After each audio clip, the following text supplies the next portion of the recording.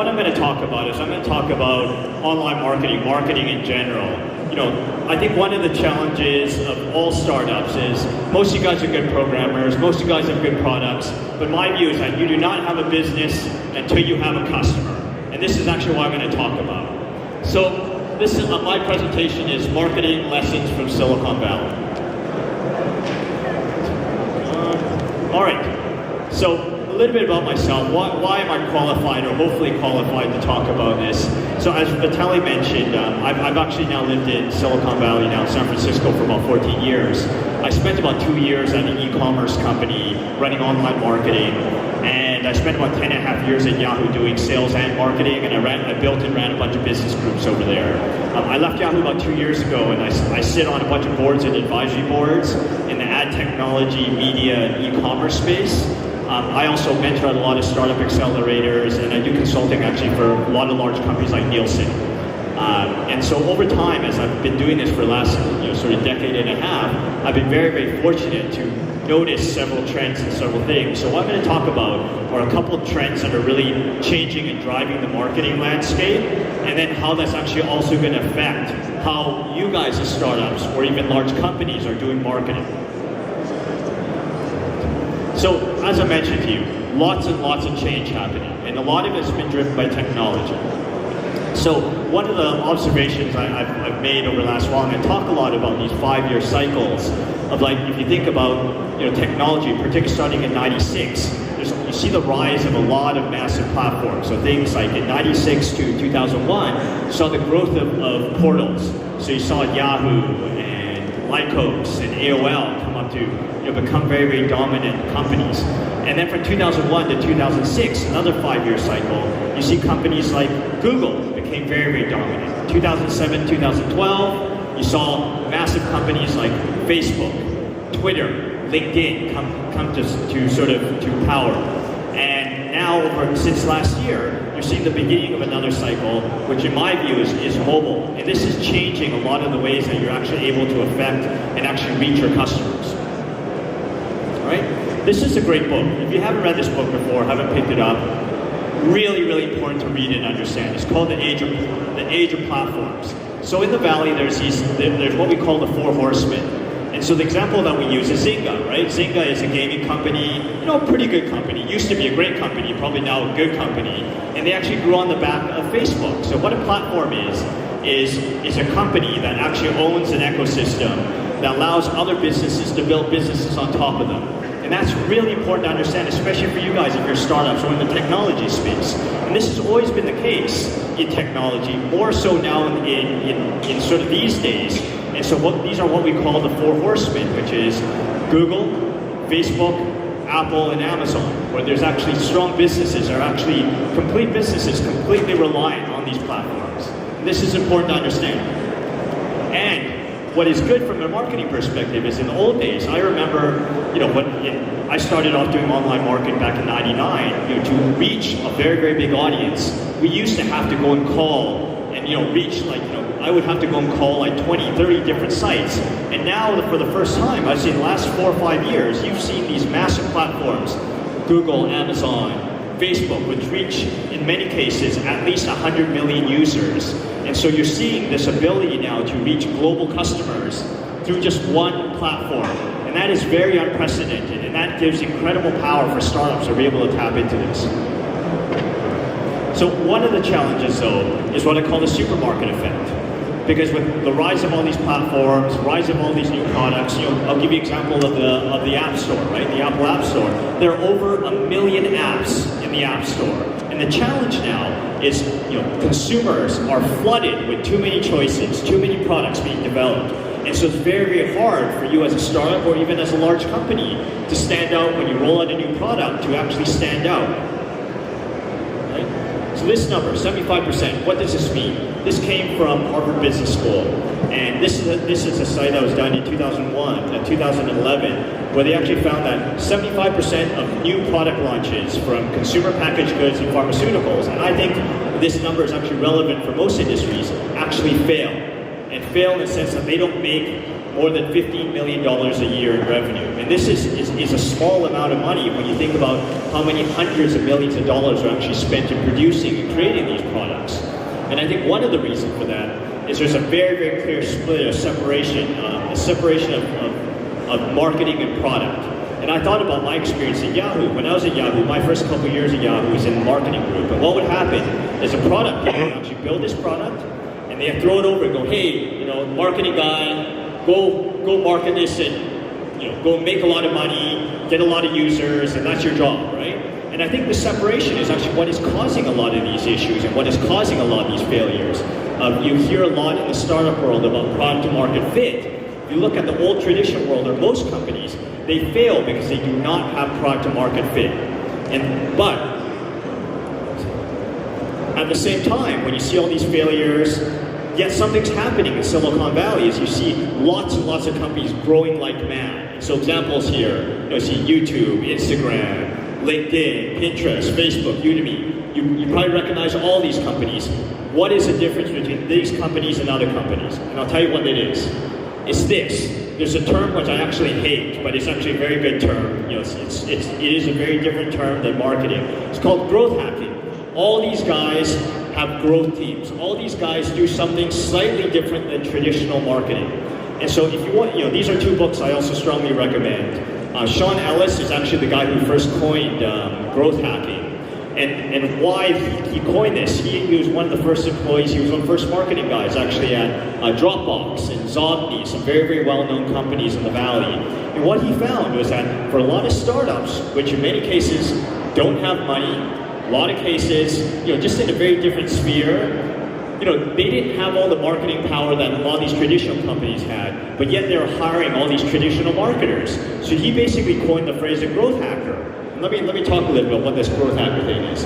So the difference between marketing and growth is that in traditional marketing, you have money and you spend money to go and acquire users. The difference with growth hacking is actually you find them through your product, through new distribution channels. You try to find them in cheap, fast, smart ways. And I'll talk more about this process. All right? The other difference between the traditional marketer and growth hacking is in growth hacking, it's a confluence of very different skills and very different mindsets.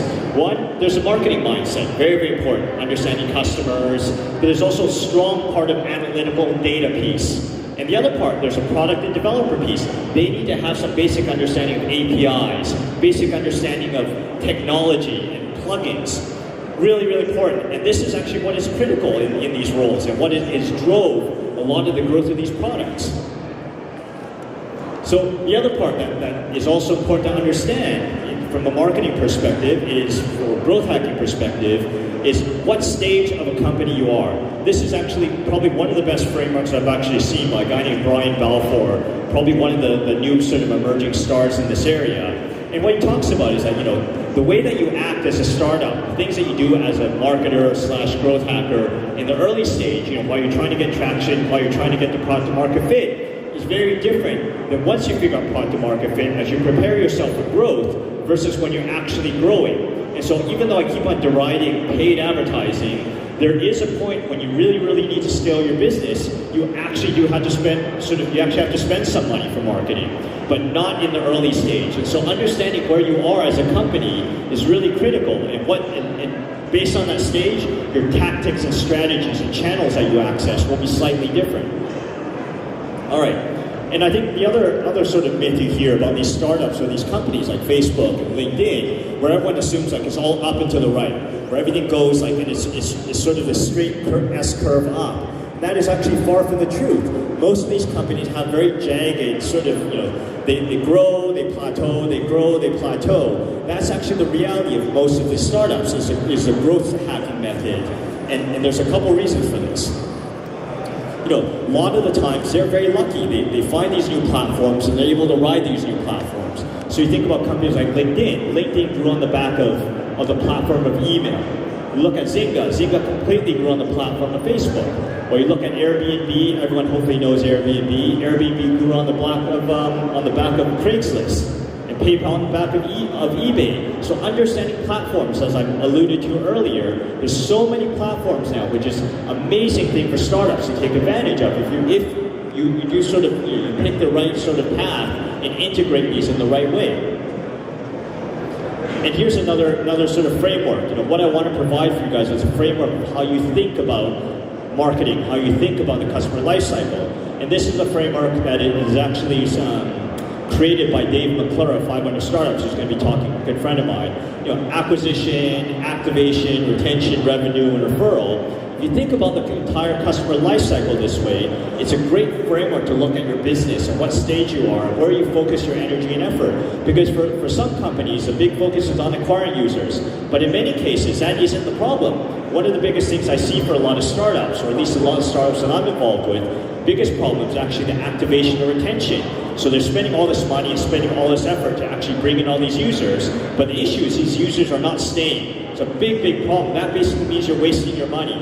And so what this growth hacking process and framework does is allows you to sort of look at the big picture from a marketing perspective and from a customer perspective of what is my biggest problem. Is my biggest problem getting new customers, or is my biggest problem actually keeping them? If my biggest problem is keeping them, maybe I should not focus on the acquisition piece and focus on actually retaining and making sure they come back over and over again. All right. And the other part is that growth this is all a process, right? And so a lot of it is you do a lot of testing, you do a lot of experimentation. That's what makes it, this might seem very simple, but the reality is that this is one of the hardest things any company can do, because you have a hypothesis. And what you do is you have certain goals and hypothesis, then you basically set up metrics and analytics to test these things. And then, sorry, where's the slide? Yeah, here they are. And the other part is that you look at different, you set up a bunch of experiments, and then you see what happens based on these experiments. And do you know why this is hard? This is very, very hard, because not only set up infrastructure, but what's happening is that 9 out of 10 of your tests and experiments are not going to work. But that's actually okay. The point is that you're always learning more about your user base, more about your products, more about how to position it better. This is what makes it so difficult, doing lots and lots of experiments. And the best companies, for example, Facebook does something close to like 10 or 15 experiments or these tests a week. But that's how they get smarter about their user base and how they grow. And one of the benefits now, too, compared to 10 years ago when I first started, or longer than that, when I first started, 14 years ago, is that there's all these tools that are available now, off-the-shelf tools that you can utilize to measure, to build these metrics, to actually measure this stuff. And so things like web analytics and Google Analytics, before I used to have to go and bug my engineers and put these systems in place, right? Or doing A/B testing. Used to rely on a lot of engineering power when my old e-commerce company, and now there's all these off-the-shelf cloud services that you can actually use to do this. And so this day and age, the great thing about being a startup is that you have access to all these things. You have access to tools that didn't exist, frankly, even 3 or 4 years ago. And so what is interesting is not only are there frameworks that are available, there are actually tools for you to implement this. Right? So general principles, I'm going to talk very quickly, is that general principles is that it's all about delivering product value. You're going to hear me talk about this over and over again, is that having a good product is core. We talked about the growth hackers having these 3 core areas of developer/product mentality and understanding that, and bridging marketing with these metrics and analytics. And so this is a critical role. I think the other part is that test everything. The analytics and metrics are very, very critical to this. Third part is data. Growth hackers are incredibly data-driven. And a lot of it is not about sort of ego, it's all about outcome. The end result is the most important part, and having that mindset is really critical. So, there's a quote from Aaron Ginn. He's the head of growth for a company called StumbleUpon in San Francisco. He said the end goal of every growth hacker is to build a self-perpetuating marketing machine that reaches millions by itself. And that's what growth hacking is. It's about building scalable ways of reaching your customers. Scalable, smart, and cheap ways of reaching your customers. But the end goal as well too, the other end goal in my view, is when we talked about alluding back to the supermarket effect, is that you have to play your own game. How do you stand out in all the shelf of all these products? And there's another book I highly recommend by a guy named Seth Godin. He's probably one of the best thinkers in the marketing world right now. And so, let's just say, imagine you're driving into the countryside of Ukraine, and you see like all these brown cows, hundreds and hundreds of brown cows, but all of a sudden one of the cows is actually purple. You're going to notice that, right? And that's how he talks about the brown cow. How do you differentiate yourself, not just from looking different, but doing things different, serving your customers better and differently. And I think one of the companies, in my view, that has actually exemplified this over the last decade is Apple, right?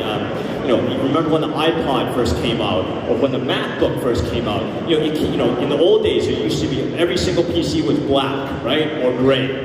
But when Apple first came out, they had these beautiful colors, right? White, pink. And remember the iPod? There used to be MP3 players that were standard MP3 players. When the iPod came out, it wasn't just the fact that it was beautiful and it worked really well, you had lots of music. Remember those white earbuds? They found ways to really stand out. And I think that's sort of the core, right? And at the end of the day, right, we have the saying is that you can't growth hack crap. Paul Graham, he's the founder of Y Combinator. This is what I want to leave you with, is that at the end of the day, you want to make stuff that people want. That is the core of what we're trying to do. And so if you make stuff that people want, and you combine it with this new quote-unquote online marketing process and method, with this growth hacking, the odds of your success are going to be increased exponentially. And so I hope you found this conversation or this presentation interesting and helpful. I wish you all great luck and good prosperity. And I look forward to meeting all of you guys over the next couple of days, and enjoy the rest of the European Venture Summit. Thank you.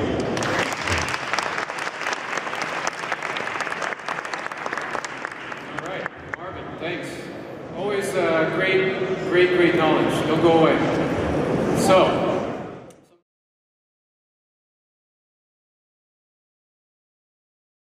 It's more of a process. So I'm actually a big fan of Lean Startup. The Lean Startup, the customer development process of talking to customers before you build stuff, like really validate the concept.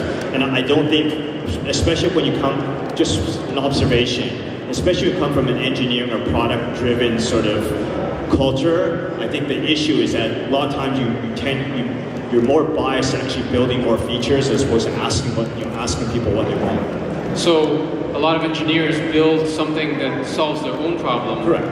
But they're a very small market. Now, we know the ideal way is find the problem and then solve it. But when you have a technology in hand, how do you twist that into something that solves a problem for a customer? Well, I think, I just came from I was just mentoring, for example, in Poland at Habron, and that's a great question. One of the challenges, we have a lot of technical teams there, and I asked them, I said, have you validated this product or validated, the need for this? And they're like, well, I said, we talked to a bunch of customers. I'm like, okay, how many customers have we talked with? They're like, oh, 5. I'm like, well, are they related to you? He goes, yeah, some of them are like family. I'm like, okay, that doesn't really matter. What you need to do, frankly, is you just have to I recommend you call or meet 30 to 50 people on a weekly basis, and you find patterns, right, of things that they like or things that they don't like. And by identifying these patterns, that's how you fine tune. Right, so key takeaway is that you need to test with your customers. So if you think you're a genius and you design something that everybody needs, in reality, you really have to give it to your customers to tell you, and you have to test as much as you can. So, quick announcement. Marvin's going to be upstairs. We have the pitching workshop starting on the 3rd.